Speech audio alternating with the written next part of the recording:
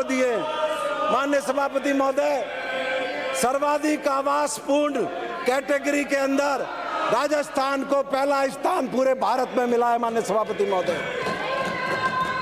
और पंचायत समिति में भी पूरे देश के अंदर राजस्थान की घाटोल पंचायत समिति को पहला स्थान मिला है माननीय सभापति महोदय। और योजना के बेहतरीन क्रियान्वयन के लिए राष्ट्रीय स्तर पर डूंगरपुर जिले की रेटा पंचायत की ग्राम सरपंच श्रीमती सविता देवी को राष्ट्रीय स्तर का पुरस्कार प्राप्त हुआ है माननीय सभापति महोदय। और ग्राम विकास अधिकारी अजीतपुरा पंचायत समिति भादरा जिला हनुमानगढ़ को पूरे देश के अंदर बेहतरीन क्रियान्वयन के लिए पुरस्कृत किया गया है माननीय सभापति महोदय। माननीय सभापति महोदय, बीजेपी की सरकार ने एक बहुत जनविरोधी निर्णय किया था कि जो किसी पारिवारिक कारण से, गरीबी होने के कारण, परिवार के हालात ठीक नहीं होने कारण पढ़ नहीं पाया है, वो चुनाव नहीं लड़ सकेगा। मैं धन्यवाद दूंगा मुख्यमंत्री अशोक गहलोत को कि जिन्होंने निर्णय किया और पंचायती राज अधिनियम 2019 की धारा 13 में 19 में संशोधन करके उन सब लोगों को न्यूनतम शैक्षणिक योग्यता से मुक्त किया और चुनाव लड़ने का एक मौका दिया। माननीय सभापति महोदय, वैसे तो बीजेपी की सरकार राजस्थान की माली हालत खराब करके गई थी, लेकिन अशोक गहलोत ने कोई ऐसा क्षेत्र नहीं छोड़ा कि जिसमें काम नहीं हो। राजस्थान के अंदर पंचायती राज संस्थाओं का पुनर्गठन किया, 57 पंचायत समितियां नई बनाई, 1456 नई ग्राम पंचायतें बनाई और इस तरीके से राजस्थान में इस समय 352 पंचायत समितियां और 11,307 ग्राम पंचायतें हैं। माननीय सभापति महोदय,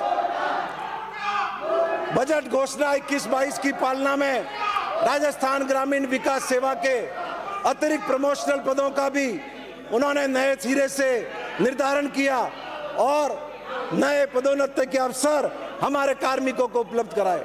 माननीय सभापति महोदय, 385 अतिरिक्त विकास अधिकारी और 32 सहायक विकास अधिकारी के पद सृजित किए।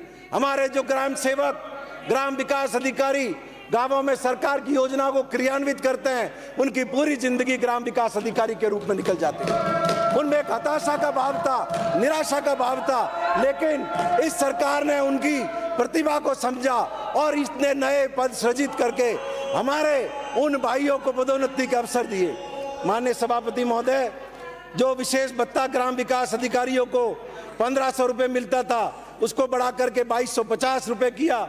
अतिरिक्त कार्य भत्ता 2500 रुपये मिलता था, उसको बढ़ा करके 3750 रुपये किया। माननीय सभापति महोदय, माननीय सभापति महोदय, गरीब कल्याण रोजगार अभियान 2020 में भी राजस्थान को पूरे भारत में तीसरा पुरस्कार मिला है और इसके साथ ही 2021 की परियोजना निर्माण में भी नवाचार के लिए सिल्वर स्कॉच अवार्ड राजस्थान के पंचायती राज और ग्रामीण विकास विभाग को प्राप्त हुआ है। माननीय सभापति महोदय, नेशनल वाटर अवार्ड में भी उदयपुर जिले को जल संरक्षण के अंदर दूसरा पुरस्कार मिला और जैसा मैंने निवेदन किया आपको कि आशान्वित जिलों में 12 जिले को पूरे हिंदुस्तान में प्रथम पुरस्कार प्राप्त हुआ। माननीय सभापति महोदय, अशोक गहलोत साहब ने जब पहली बार उनकी सरकार थी तब 5 लाख पट्टे बांटे थे। इस बार उन्होंने जब ये अभियान शुरू किया तो उन्होंने अधिकारियों को निर्देश दिया कि हमें 10 लाख पट्टे बांटने हैं और हमें प्रसन्नता है कि हमारे अधिकारियों की मेहनत से, हमारे जनप्रतिनिधियों की सक्रियता से, हमारे जनप्रतिनिधियों की सजगता से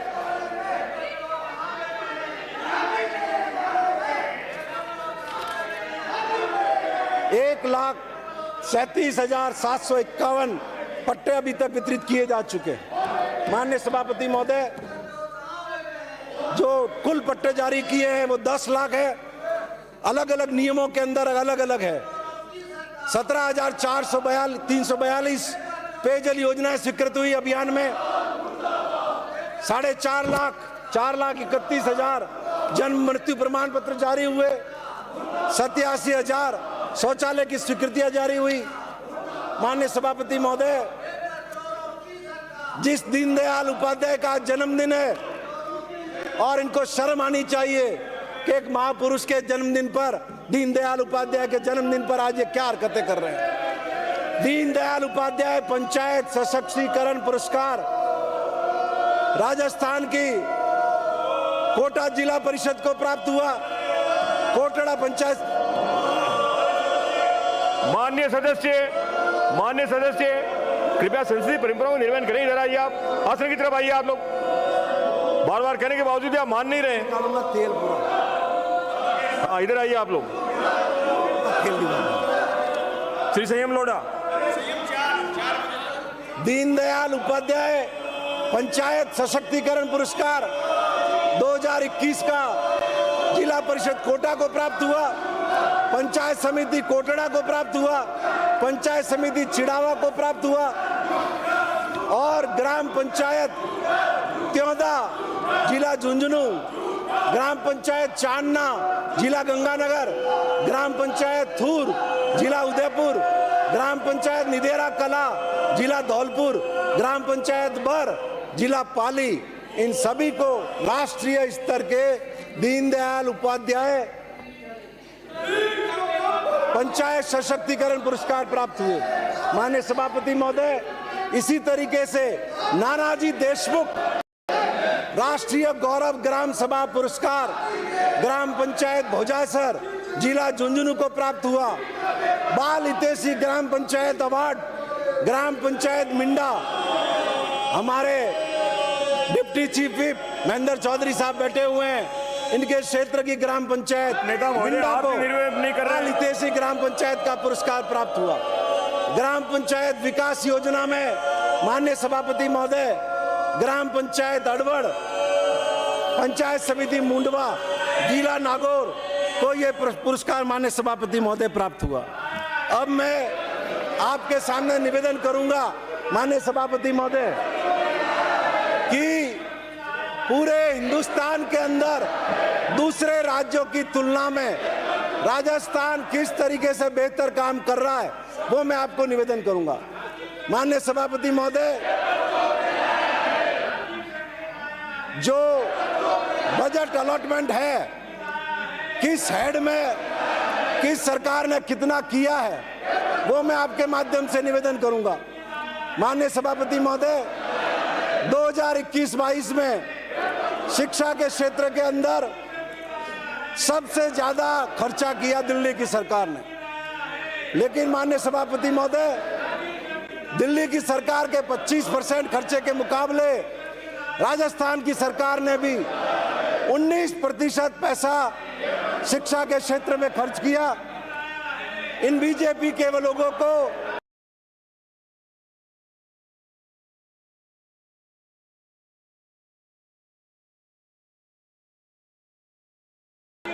कि तुम्हारी पार्टी की सरकारें हैं जहां पर उन्होंने शिक्षा के क्षेत्र में कितना खर्चा किया। माननीय सभापति महोदय, उत्तर प्रदेश सिर्फ 13%, मध्य प्रदेश सिर्फ 17%, कर्नाटक सिर्फ 13%, गुजरात सिर्फ 14% और इनकी तुलना के अंदर राजस्थान ने 19% शिक्षा पर अपने बजट का पैसा खर्च किया। माननीय सभापति महोदय, सोशल वेलफेयर एंड न्यूट्रिशन, पूरे भारत के अंदर पश्चिम बंगाल सर्वोच्च पर है, जिसने अपने बजट का 15.4% पैसा सोशल वेलफेयर और न्यूट्रिशन पर खर्च किया है। माननीय सभापति महोदय, बीजेपी रूल स्टेट में उत्तर प्रदेश ने मात्र 4.8%, जबकि इसकी तुलना में राजस्थान ने 6.7% खर्च किया। माननीय सभापति महोदय, कर्नाटक ने सिर्फ 6%, हिमाचल प्रदेश 4.8%, गुजरात 3.6%। तो इस तरीके से चाहे शिक्षा का मामला हो, चाहे समाज कल्याण का मामला हो, चाहे न्यूट्रिशन का मामला हो, अशोक गहलोत की सरकार इन बीजेपी रूल स्टेट से कहीं अधिक बेहतर है। माननीय सभापति महोदय, अब मैं आपके सामने कृषि का निवेदन करूंगा। पूरे मुल्क में छत्तीसगढ़ वो प्रांत है जिसने अपने बजट का सबसे अधिक पैसा कृषि पर खर्च किया है। माननीय सभापति महोदय, 17.2% छत्तीसगढ़ सरकार ने कृषि पर खर्च किया है और बीजेपी के योगी आदित्यनाथ ने उत्तर प्रदेश के अंदर मात्र 2.7% पैसा कृषि पर खर्च किया है। हरियाणा ने सिर्फ 3.5% किया है, गुजरात ने 4.4% किया है और इनसे बेहतर राजस्थान 5.1% पर है एग्रीकल्चर में भी। तो आप देख सकते हैं कि बीजेपी की सिर्फ बातें हैं और इनका बजट एलोकेशन, स्टेट बजट का आप देखेंगे तो आपको पता चलेगा कि ये दूसरों राज्यों की तुलना में आम जनता के हित में कितना काम कर रहे हैं और कितना नहीं कर रहे हैं। माननीय सभापति महोदय, मैं अब आपके सामने हेल्थ पर कुछ बात रखूंगा। हेल्थ पर सबसे ज्यादा खर्चा देश में किया दिल्ली की सरकार ने। जो बजट पारित किया उसका 15.9% पैसा दिल्ली की सरकार ने बजट पे खर्च किया माननीय सभापति महोदय, और राजस्थान ने 7% पैसा बजट का हेल्थ पर खर्च किया है। लेकिन यूपी की सरकार इसमें भी फिसड्डी है, 6.3%। मध्य प्रदेश उससे भी फिसड्डी है,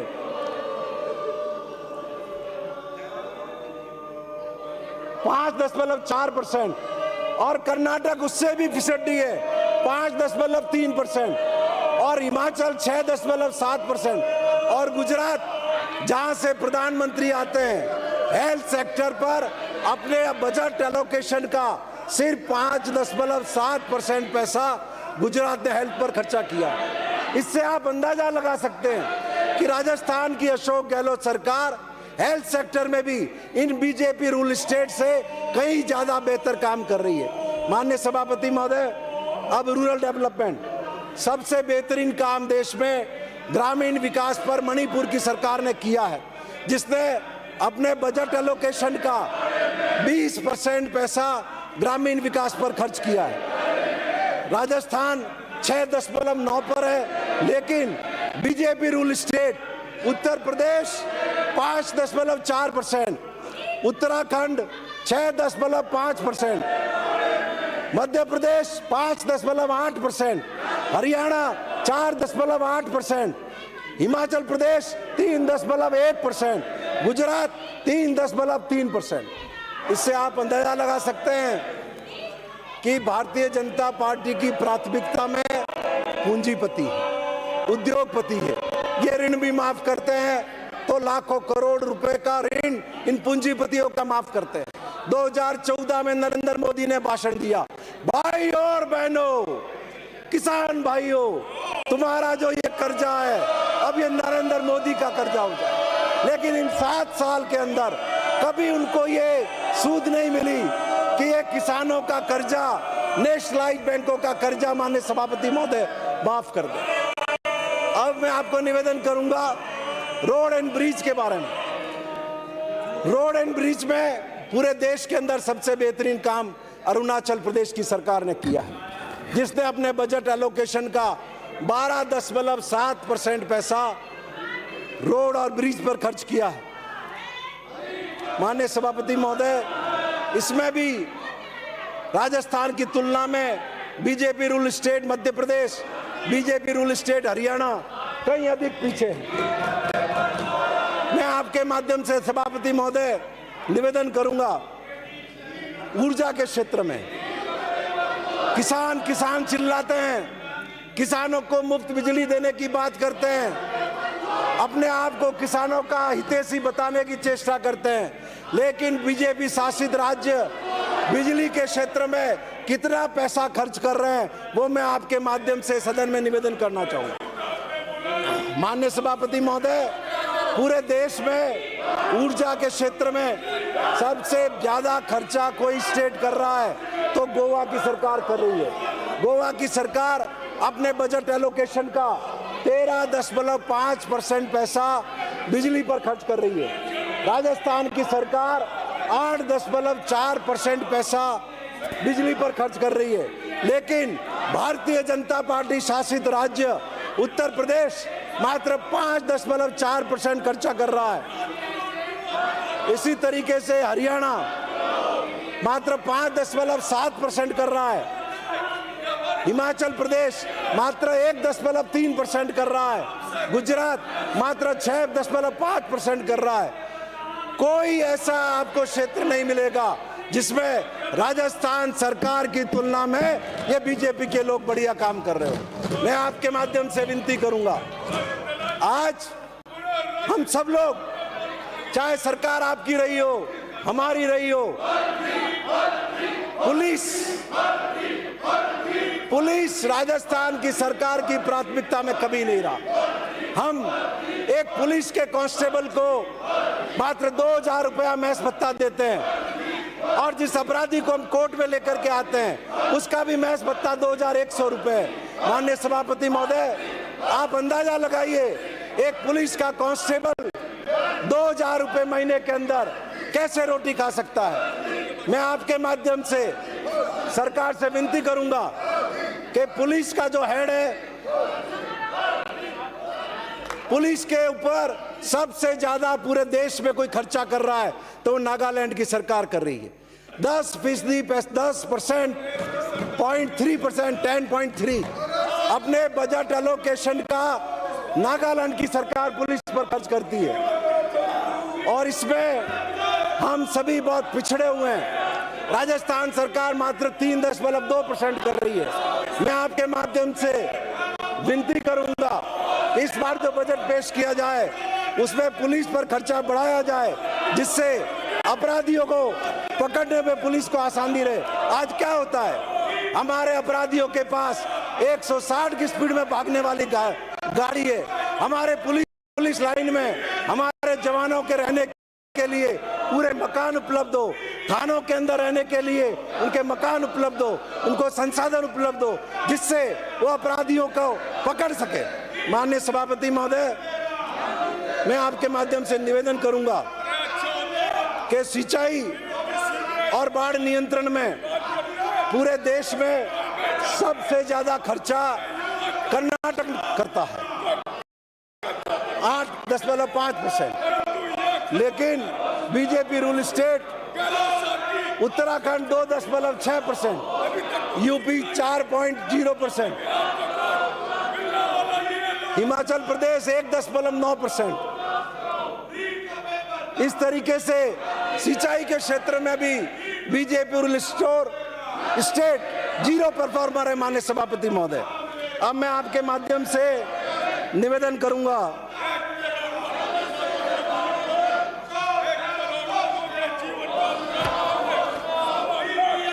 welfare of SC, ST and OBC and minorities.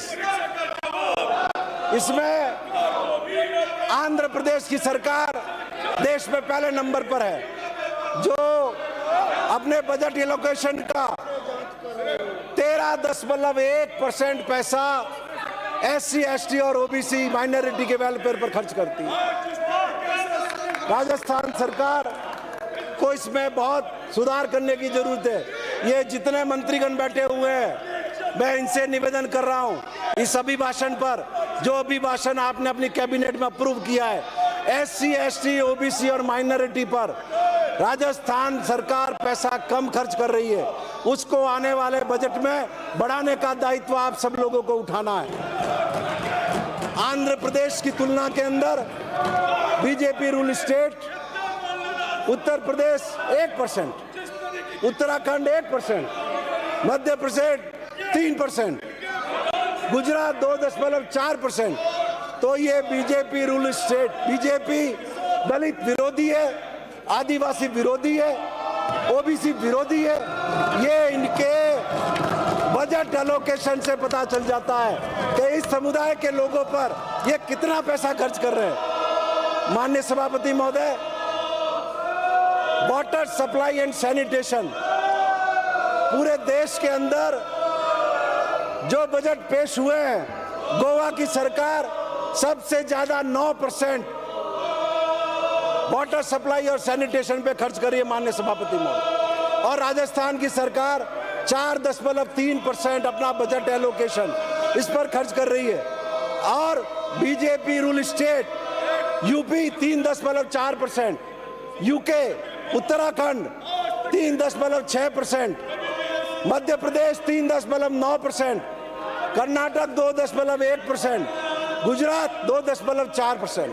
अब आप अंदाजा लगाइए कि ये किन लोगों के लिए काम कर रहे हैं। ये धनवानों की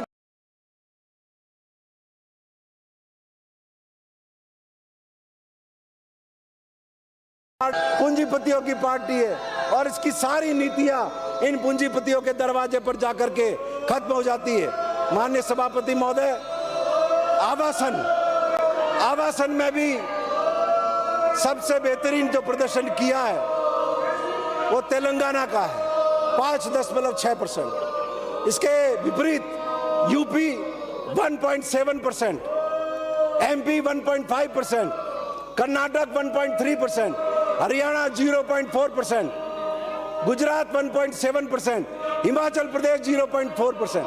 उससे आप अंदाजा लगाइए कि लोगों को आवास की सुविधा मिले, इसके प्रति भारतीय जनता पार्टी की क्या सोच है। एक तरफ देखिए राजस्थान में कहा तो ये हाउसिंग बोर्ड बेचने वाले थे, हाउसिंग बोर्ड को बंद करने वाले थे। अशोक गहलोत ने राजस्थान के हाईकोर्ट को, राजस्थान के हाउसिंग बोर्ड को पुनर्जीवित करके खड़ा कर दिया, और लाखों करोड़ रुपए राजस्थान हाउसिंग बोर्ड में कमाए। आप ये इधर जो विधायक आवास की बिल्डिंग देख रहे हैं, इसका निर्माण हाउसिंग बोर्ड कर रहा है। इधर आप ये कॉन्स्टिट्यूशन क्लब देख रहे हैं, इसका निर्माण हाउसिंग बोर्ड कर रहा है। एक समय था जब लोग हाउसिंग बोर्ड से मकान भी लेते थे, पहले उस मकान को पूरा रिनोवेट करते थे कि यार पानी गिर रहा है, चूना गिर रहा है, सीमेंट गिर रहा है, कीड़े निकल रहे हैं, मकोड़े निकल रहे हैं। लेकिन आज अशोक गहलोत के नेतृत्व की बदौलत अपनी नाक ऊंची करके राजस्थान का हाउसिंग बोर्ड माननीय सभापति महोदय खड़ा है। मैं अब आपके माध्यम से निवेदन करूंगा,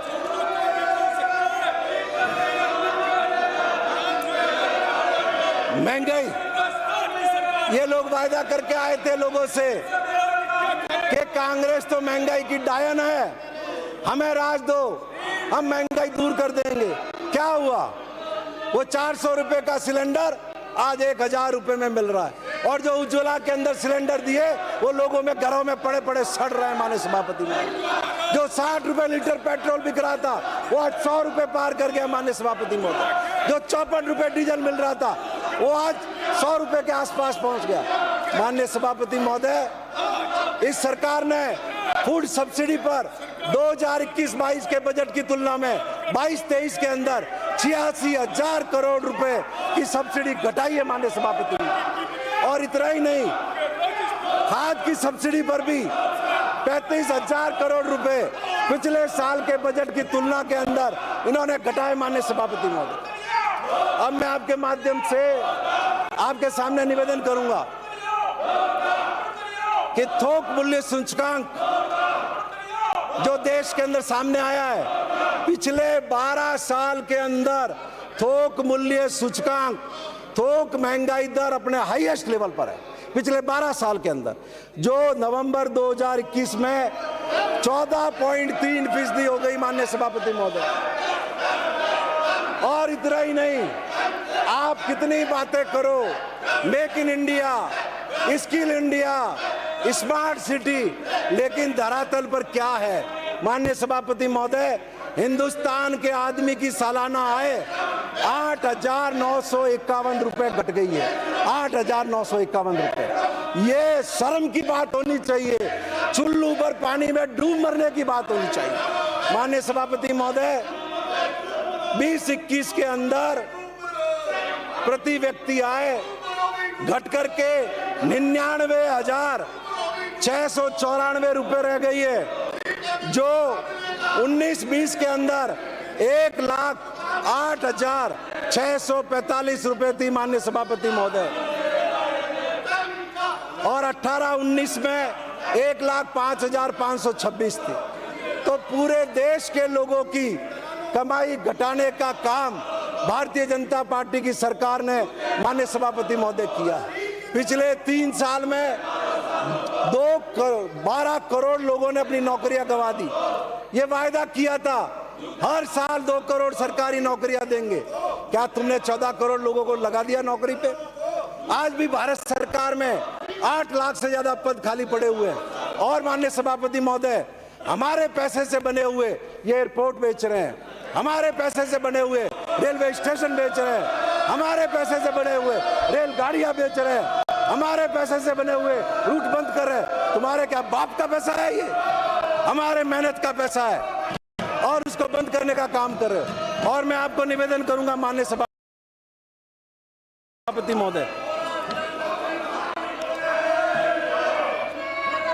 शहरी बेरोजगार दर मई के अंदर centre for monitoring Indian economy के अनुसार जो 7.97% अप्रैल महीने में थी, वो बढ़कर के 11.84% पर माननीय सभापति महोदय। और CMII की रिपोर्ट के अनुसार नवंबर में बेरोजगारी की दर 7% माननीय सभापति महोदय दर्ज की गई। अब मैं आपके माध्यम से निवेदन करूंगा, आज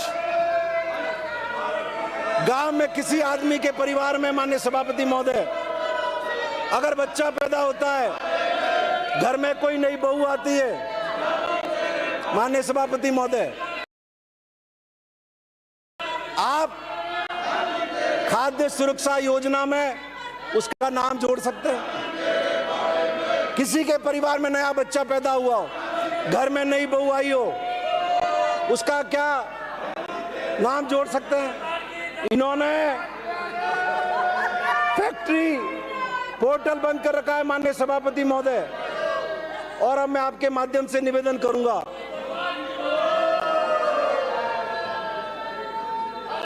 एक इंडियन अंतर्राष्ट्रीय मुद्रा कोष की एक रिपोर्ट आपको पढ़ के सुनाता हूं। Here is IMF growth data for 2020. All nations slowed thanks to COVID. None can be blamed for that. The question is by how much? This is where India disappoints. It dropped to rank 150.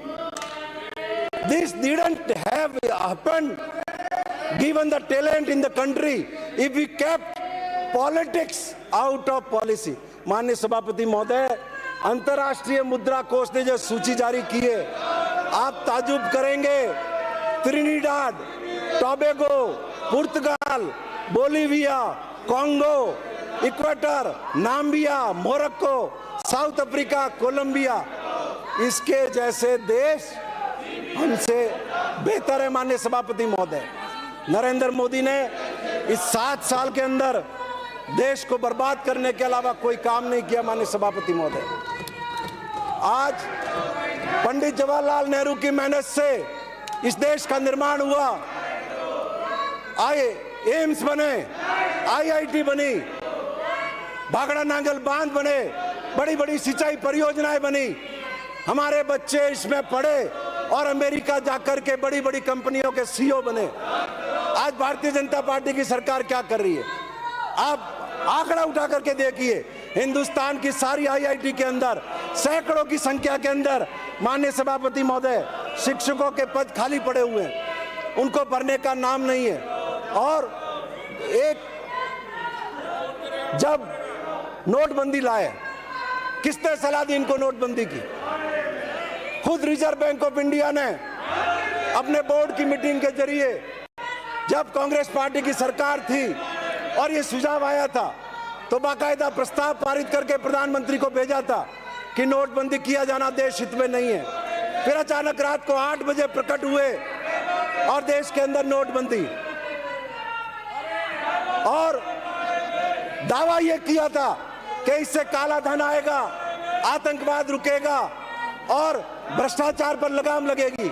लेकिन माननीय सभापति महोदय क्या हुआ, इन्होंने नया रास्ता चुन लिया। ये इलेक्ट्रॉल बॉन्ड ले आए और इलेक्ट्रॉल बॉन्ड के जरिए हिंदुस्तान का अरबों रुपया इन पूंजीपतियों से इकट्ठा किया। एक दीनदयाल उपाध्याय जिनका आज जन्म दिवस है, क्या व्यक्ति थे, धर्मशालाओं में जाकर के रुकते थे, बसों में घूमते थे, और ये दीनदयाल उपाध्याय के चेले 1,500 करोड़ 1,500 करोड़ रुपए का दिल्ली के अंदर कार्यालय बनाने का काम किया है। नाम उसका लेते हैं जिसके नाम पे वोट देना चाहते हैं, और कर्म क्या करते हैं, और हर जिले के अंदर इनके कार्यालय बन रहे हैं। पैसे कहां से आए माननीय सभापति महोदय? और वो इलेक्ट्रॉल बॉन्ड का फंडिंग सामने लाइए तो पता चलेगा कि पूरे देश के अंदर पूंजीपतियों को धमका करके, ब्लैकमेल कर करके ये लाखों करोड़ रुपया आपने इकट्ठा करने का काम किया। और आज अब ये इस सदन का, ये राजस्थान की जनता का लाखों करोड़ रुपया इस सदन की बैठक के आयोजन में खर्च हो रहा है। ये राजस्थान की जनता का पैसा बर्बाद कर रहे हो। जवाब दीजिए कि भारत सरकार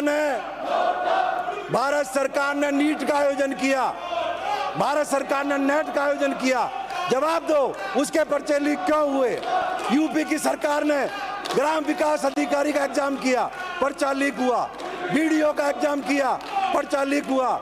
हरियाणा की सरकार ने कांस्टेबल का एग्जाम आयोजित किया, पर्चा लीक हुआ। मध्य प्रदेश की सरकार ने एसडीओ का पर्चा आयोजित किया, पर्चा लीक हुआ। क्या तुमने एक मामले की जांच सीबीआई को दी है? क्या तुम्हारी पार्टी की सरकारों के कार्यकाल में जहां ये पर्चे लीक हुए हैं, क्या तुमने सीबीआई को जांच देने का काम किया है? तुम्हारे कार्यकाल में 8 बार राजस्थान के अंदर पर्चे लीक हुए। जरा राजस्थान की जनता को बताओ कि तुमने कब ये मामले सीबीआई को देने का काम किया है।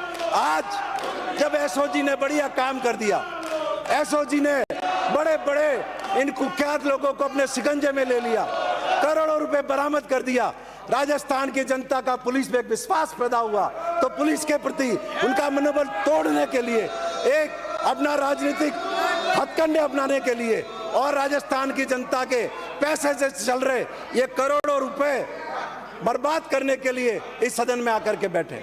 माननीय सभापति महोदय, सच्चाई तो ये है कि इनके पास कोई मुद्दा नहीं है, और राजस्थान पत्रिका जैसे अखबार ने अपने सर्वे में लिख दिया था ये निकम्मे है, ये नाकारा है, और ये मैं नहीं कह रहा हूं, उस सर्वे के अंदर राजस्थान के 70% लोगों ने कहा ये निकम्मे लोग हैं।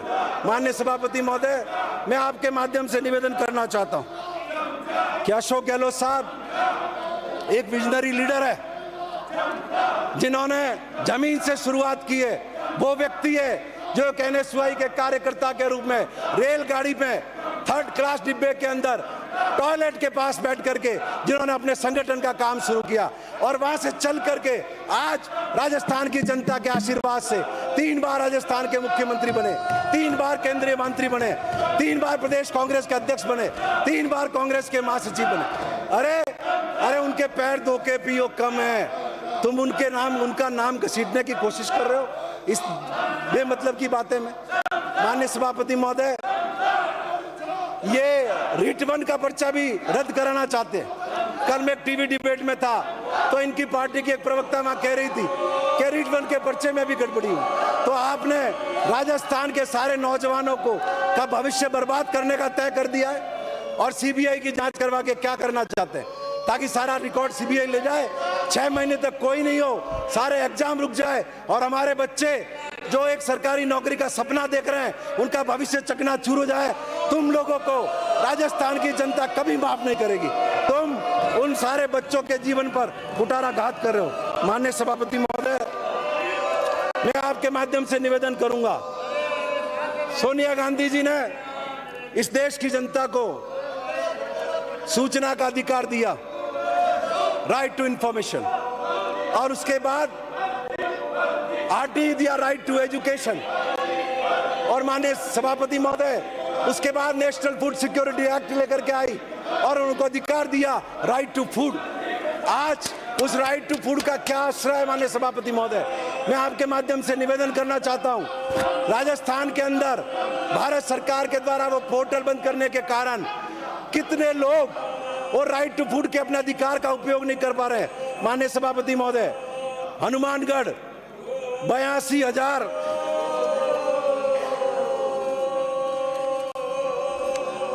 32,610 हनुमानगढ़, इन गरीबों के राशन पर संकट है। जयपुर 1,62,033, जैसलमेर 36,524, जालोर 69,175, झालावाड़ 66,812, झुंझुनू 69,715, जोधपुर 1,01,708, करौली 51,685, कोटा 25,569, नागौर 1,04,75, पाली 49,288, प्रतापगढ़ 47,982, राजसमंद 74,575, सवाई माधोपुर 45,148, सीकर 83,750, सिरोही 56,900, गंगानगर 13,651, टोंक 55,324, उदयपुर 1,49,485, अजमेर 1,01,187, अलवर 1,64,684, बांसवाड़ा 99,924, बारा 53,062, बाड़मेर 1,24,289, भरतपुर 1,13,452, भीलवाड़ा 73,217, बीकानेर 79,205, बूंदी 38,296, चित्तौड़गढ़ 46,813, चूरू 29,135, दौसा 69,797, धौलपुर 28,548, डूंगरपुर 71,705।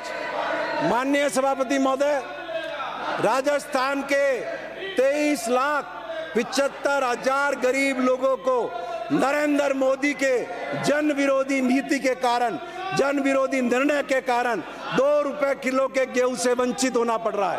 2 साल बाद भी उन सारे परिवारों का नाम हम खाद्य सुरक्षा योजना में जोड़ने में विफल साबित हो रहे हैं। इसलिए मैं आपके माध्यम से निवेदन करूंगा कि राजस्थान में अशोक गहलोत की सरकार ने जो बेहतरीन काम किया है, चाहे नगर पालिका के चुनाव हो, चाहे पंचायत,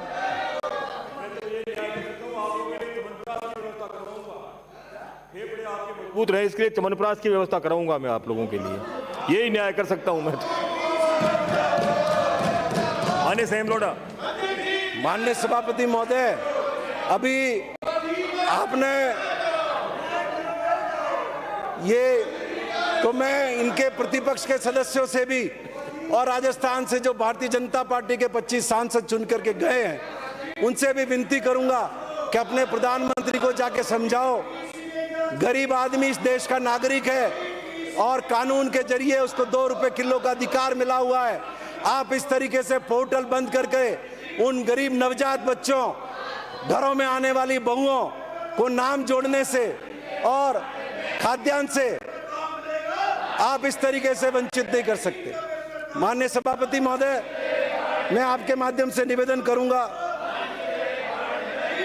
कि इन 7 सालों के अंदर सिवाय कांग्रेस को गाली देने के देश के प्रधानमंत्री ने कोई काम नहीं किया।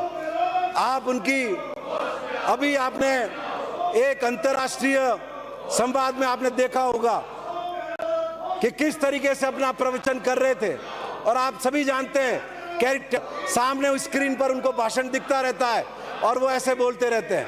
एक अंतर्राष्ट्रीय संवाद के अंदर वो टेलीप्रॉम्प्टर बंद हो गया, उनके छक्के छूट गए, पसीना निकल गया और माननीय सभापति महोदय या ऐसे कर लिया।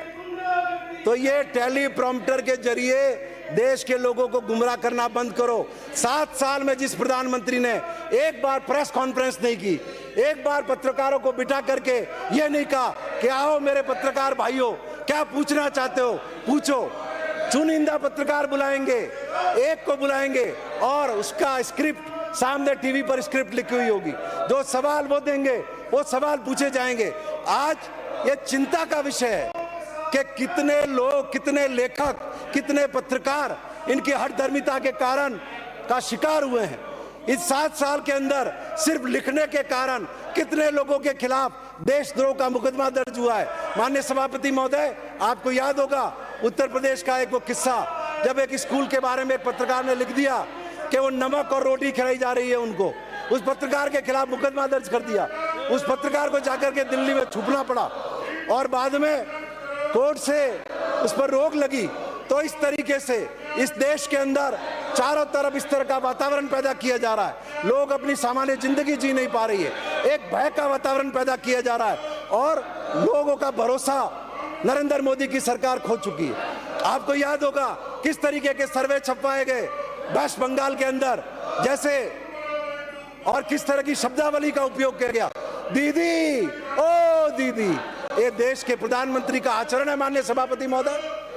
और इस शब्द का, इस दीदी और दीदी कहने का बंगाल की जनता ने किस तरीके से बदला लिया वो आपने और हमने सबने देखा है। तो आज इस सदन में